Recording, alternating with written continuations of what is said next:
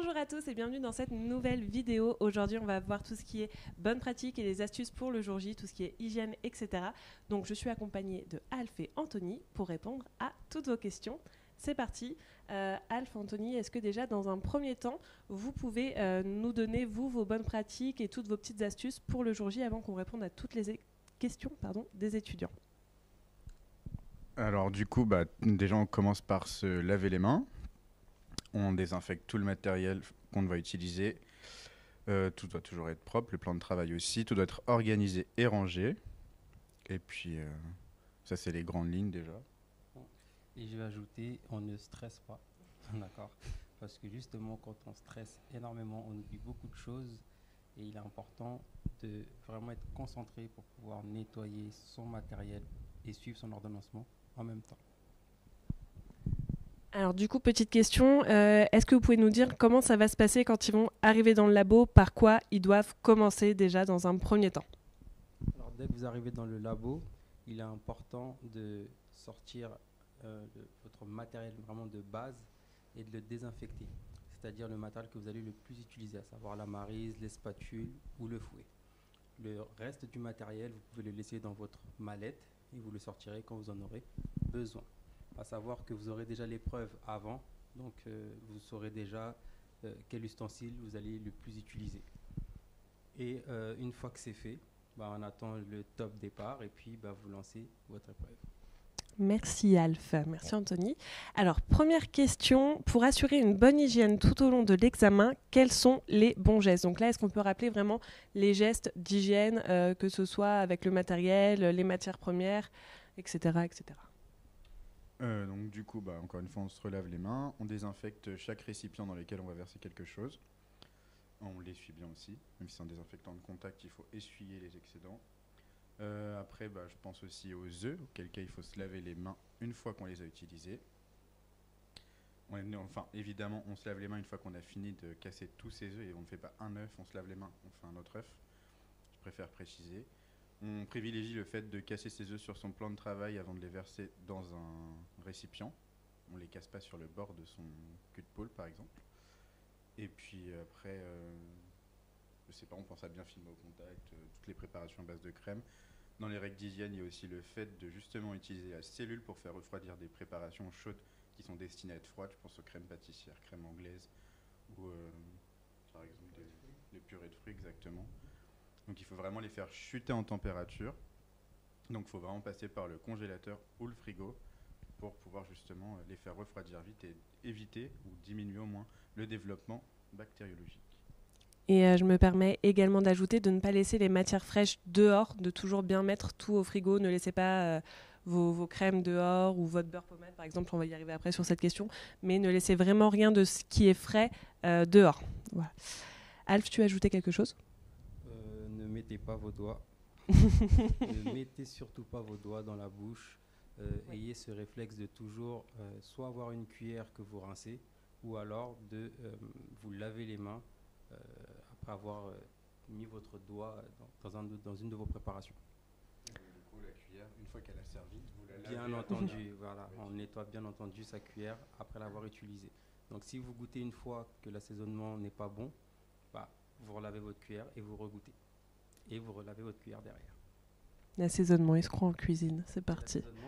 Le sucre est un assaisonnement, je le rappelle, le sucre est un assaisonnement. Ok, quel matériel est le plus adapté? Lingettes, torchons, lavettes, etc. Lingettes, essuie-tout jetable. Certainement pas torchon. En fait, dès que c'est réutilisable, c'est une diète en fait. On n'a pas le droit.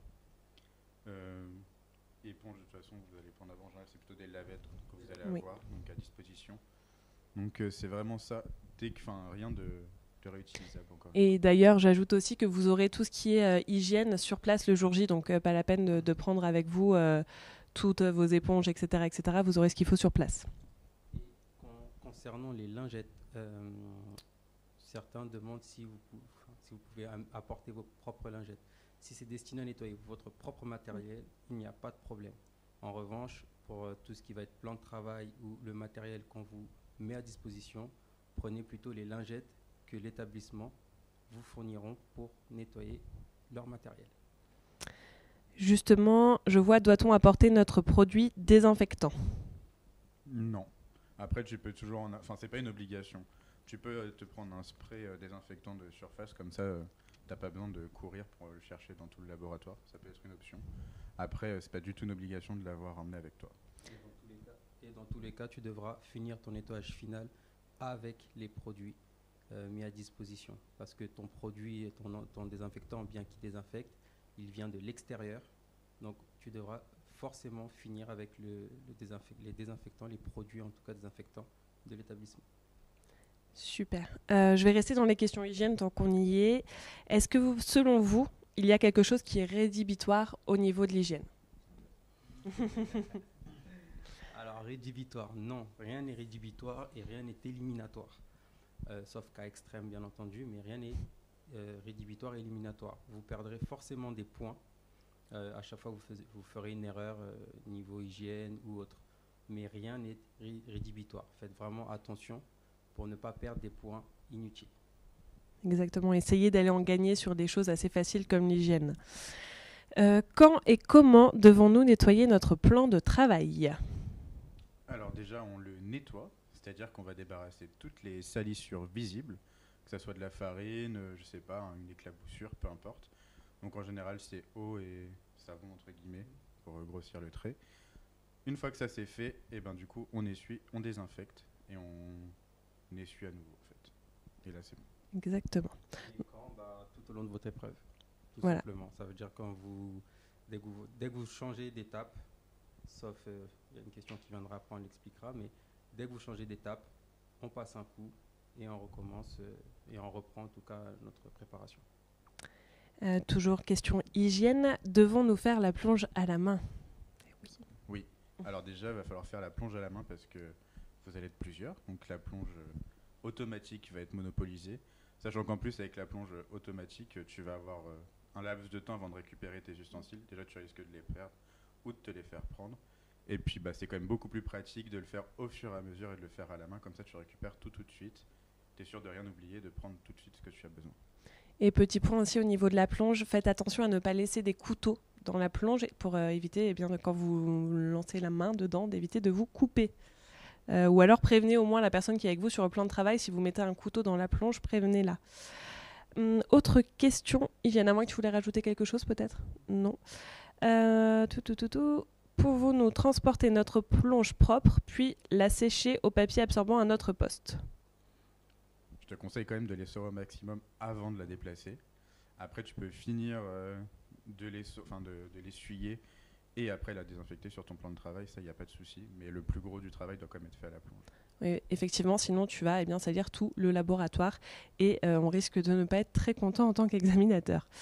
Devons-nous venir en civil puis se changer sur place? Oui, bien sûr. Règle d'hygiène importante. Tout ce qui est, il faut éviter les croisés. Donc tout ce que vous portez avant l'examen, forcément, vous devrez vous changer, mettre votre tenue professionnelle et ensuite rentrer dans les labos. Donc il y aura bien entendu des vestiaires, hommes et femmes, pour que vous puissiez vous changer. Et n'oubliez pas également donc, tout ce qui est niveau tenue. On veut peut-être faire un petit point de précision sur la tenue. Anthony, si tu as envie, je t'en prie. Du coup, en tenue, il vous faut quelque chose pour couvrir vos cheveux déjà, pour commencer. Toque, Charlotte, Calo, peu importe, il vous faut quelque chose pour protéger vos cheveux. Une veste, d'accord, en coton. En général, on va quand même privilégier une veste à manches longues parce qu'elle est censée protéger vos bras. Je sais que beaucoup préfèrent, et moi le premier, des vestes à manches courtes, mais il vaut mieux avoir des manches longues qu'on peut rétracter plutôt que des manches courtes où vous pouvez rien faire de toute façon. Donc privilégiez les manches longues. La couleur, on s'en fiche, que ce soit pour la veste ou pour le pantalon, peu importe. Du coup, il vous faut un pantalon aussi. Donc pied de poule ou pas, peu importe, mais c'est un pantalon professionnel, certainement pas un jean. Et il vous faut aussi des chaussures de sécurité. Donc c'est-à-dire avec une coque renforcée au bout pour protéger vos pieds des éventuels chocs qui pourraient tomber dessus. Et enfin, dernier truc, il vous faut aussi un tablier. Pareil, je vous conseille de privilégier le tablier à bavette qui va protéger votre veste et vous permettre d'être propre, surtout à la fin maintenant de l'examen où vous allez avoir une partie orale. Donc du coup, c'est quand même un peu mieux d'être présentable pour cette partie. Et vous avez juste à enlever votre tablier, votre veste sera propre.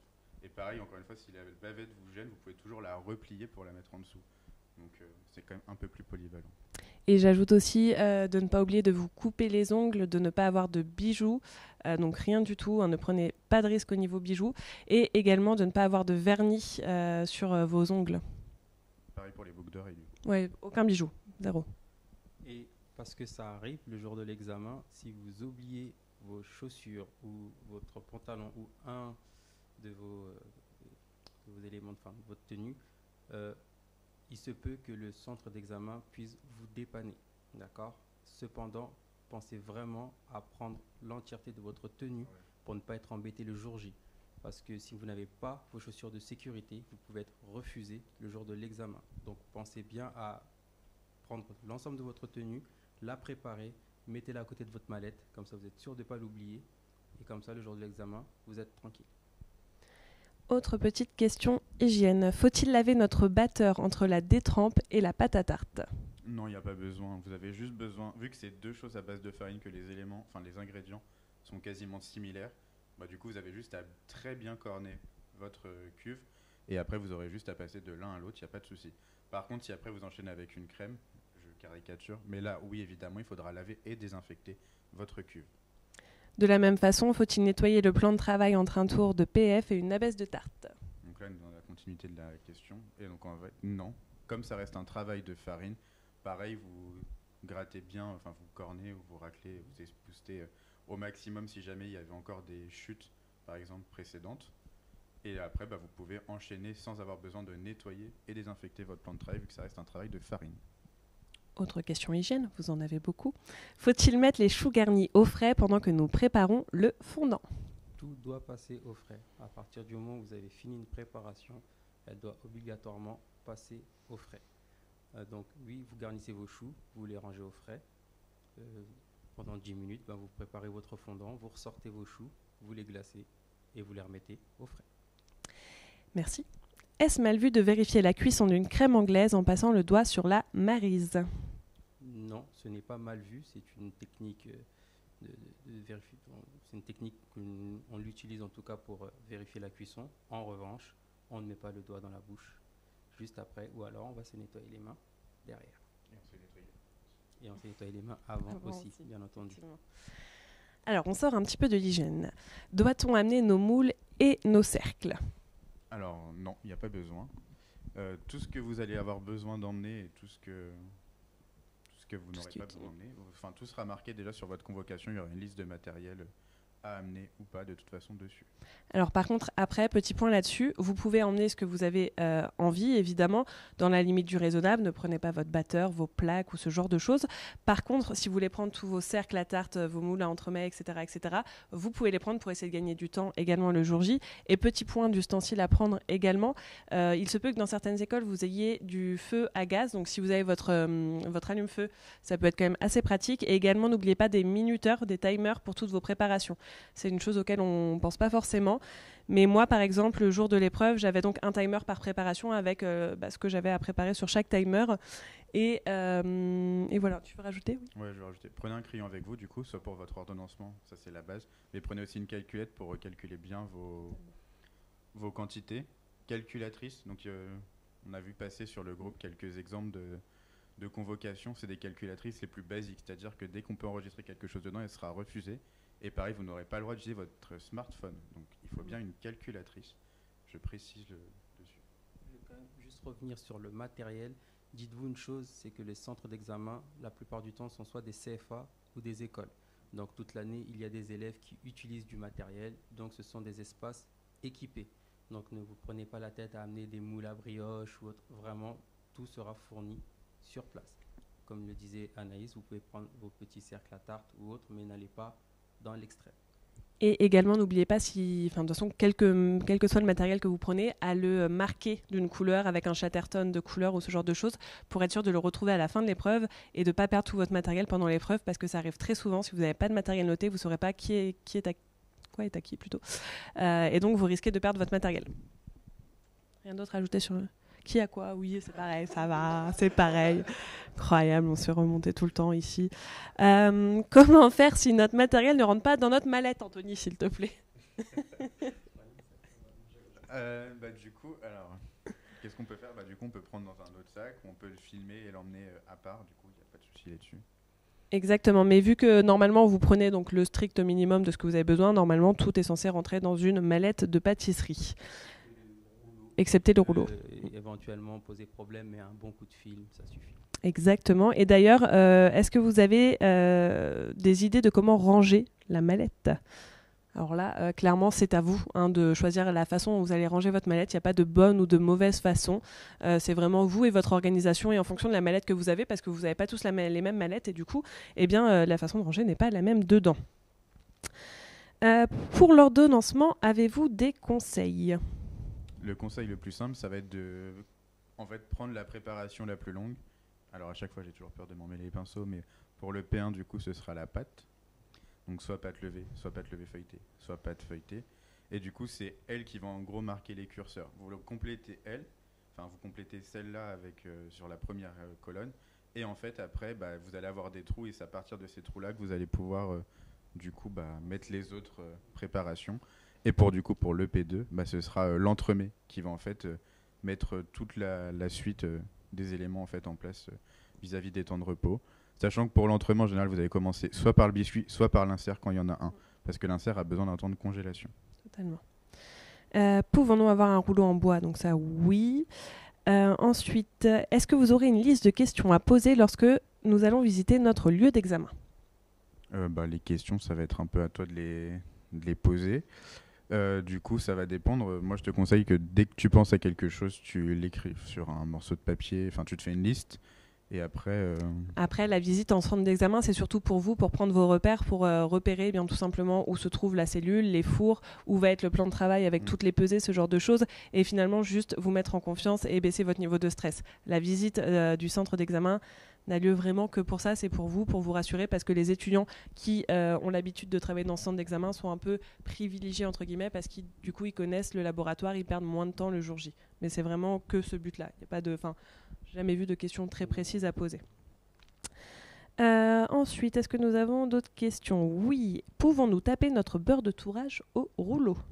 Oui. Voilà, merci.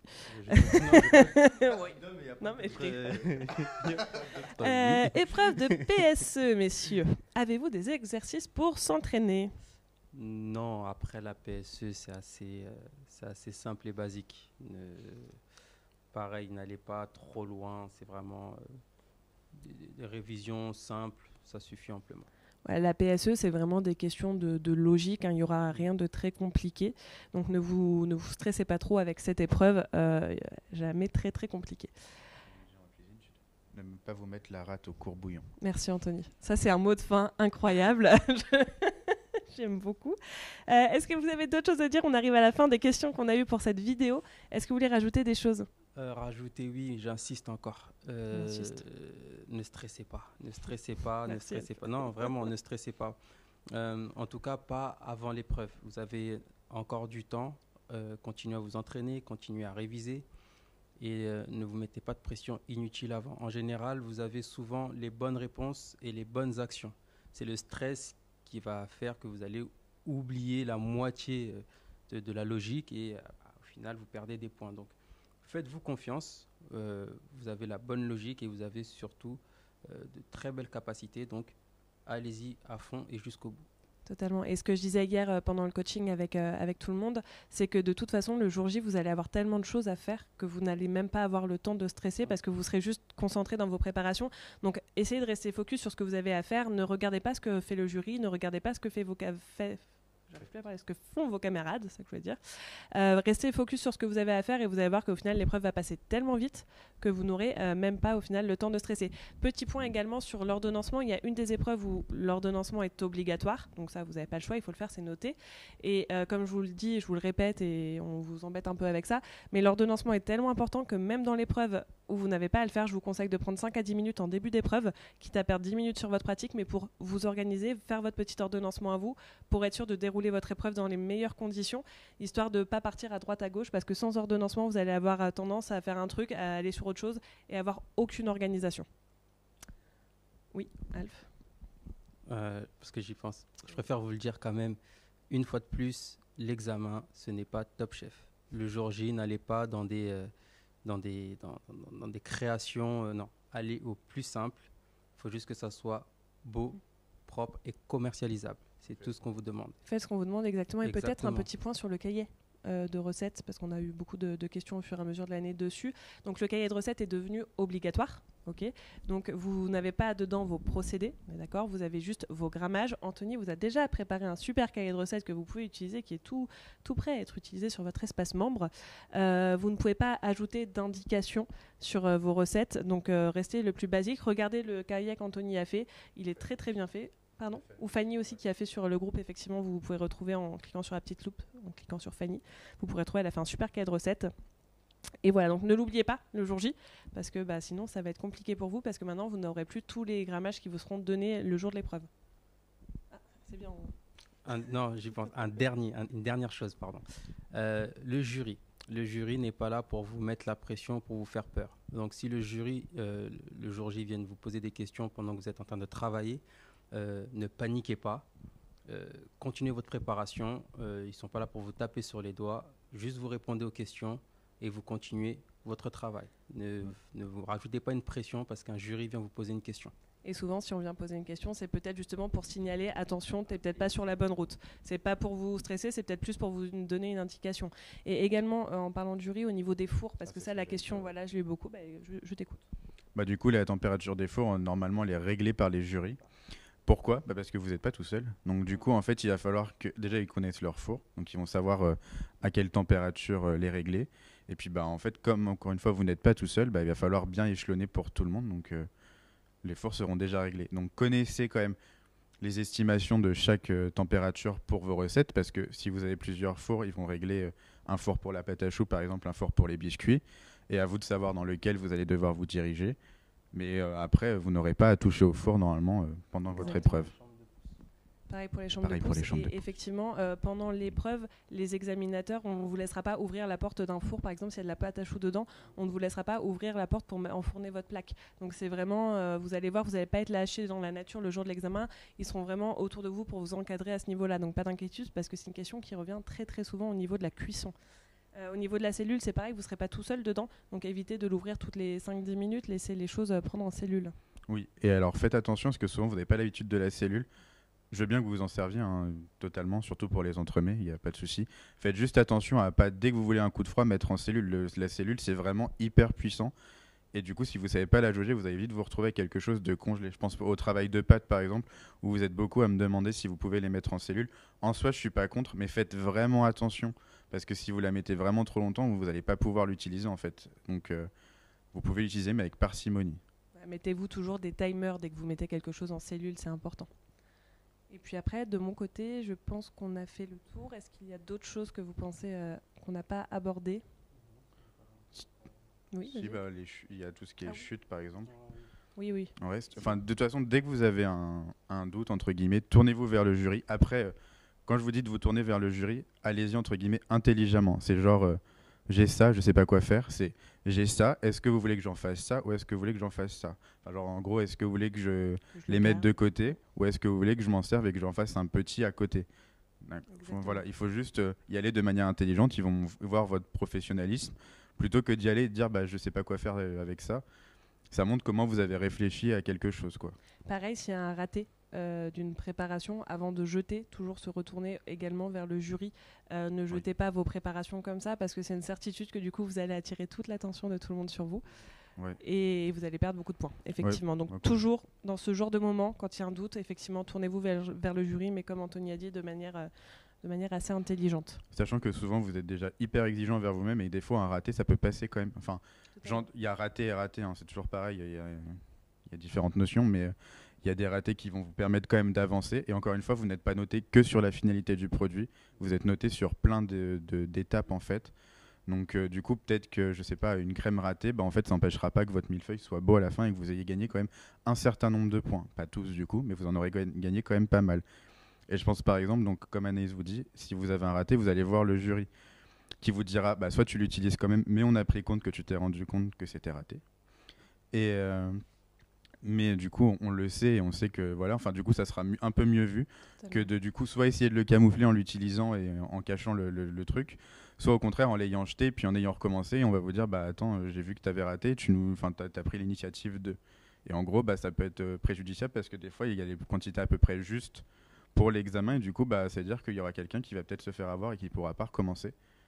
Donc Totalement. Et également, maintenant, il y a voilà. une nouvelle épreuve orale, justement, quand on parle de raté. Il y a une épreuve orale, donc à la fin, vous allez pendant 10 minutes présenter au jury votre travail. C'est le moment de dire ce qui n'a pas été, hein, ne cachez rien, parce que le jury l'aura vu de toute façon lors de l'épreuve, donc essayez pas de tout cacher. Si vous savez qu'il y a quelque chose que vous avez un peu moins bien réussi, n'hésitez pas à le dire au jury et expliquer le pourquoi du comment, pour que le jury ne puisse pas venir vous titiller dessus, parce que si vous venez nous mentir, clairement, on va aller chercher, on va aller creuser, et c'est là où on va pouvoir tout simplement vous faire perdre des points. Donc ça serait dommage si vous avez un raté, c'est des choses qui arrivent, vous êtes en condition d'examen, de stress, etc. Il vaut mieux toujours être honnête et dire au jury, là, j'ai moins bien réussi ça parce qu'il s'est passé ci, il s'est passé ça. Donc on nous demande souvent si on a des types de questions à vous poser pendant l'oral. Il n'y a pas de questions type parce que ça va dépendre de la préparation que vous avez à faire, du travail que vous avez fait, etc. Mais on va pouvoir aller jouer aussi sur la technologie de pâtisserie. Donc justement, si ta pâte a réagi comme ça, est-ce que tu sais pourquoi c'est ? On va aller donc chercher sur ce genre de choses et vraiment on va regarder en fonction de la préparation que vous avez fait. Donc encore une fois, soyez totalement honnête. Après si vous avez tout bien fait, c'est super, vous avez tout bien fait et ça va être compliqué pour le jury d'aller chercher des choses, mais s'il y a des choses où c'est moins bien, dites-le. Ouais. Et alors en fait ouais c'est ça. Et encore une fois c'est une affaire d'équilibre. C'est aussi intéressant que vous expliquiez pourquoi vous avez réussi ou pourquoi vous avez pas bien réussi. D'accord, c'est ça qui va être intéressant, parce qu'on voit aussi votre professionnalisme. Le fait de faire de la pâtisserie, c'est pas juste réussir à faire quelque chose, c'est aussi montrer qu'on comprend pourquoi et comment on le fait. C'est ça le petit truc qui est aussi Totalement. intéressant. Et après, par contre, autant pour l'oral, je suis d'accord, il faut expliquer quand ça va pas, mais n'allez pas chercher la petite bête. S'il y a, j'exagère, mais sur le glaçage, si votre millefeuille, il y a un trait qui est un peu plus irrégulier et que vous dites c'est raté parce que celui-là il est décalé de 3 mm. Enfin voilà, du coup, faut pas non plus tomber dans l'exagération. Prenez du recul sur ce que vous avez fait et dites des trucs justes en fait. N'allez pas vous saborder pour vous saborder en fait. Non, c'est clair. Voilà, c'est juste ça. Parfait. Plus rien à ajouter ? On est bon ? Eh bien, c'est parfait. Écoutez, j'espère que cette vidéo va bien vous servir et vous rassurer et vous mettre en confiance pour l'épreuve du CAP. Si vous avez la moindre question, comme d'habitude, vous la posez en commentaire si vous n'êtes pas dans notre groupe étudiant. Pour les étudiants, vous pouvez poser sur le groupe Facebook à vos formateurs. Et puis, n'oubliez pas de mettre un petit like et de vous abonner à cette page. On vous souhaite à tous un bon entraînement et on vous dit à très bientôt.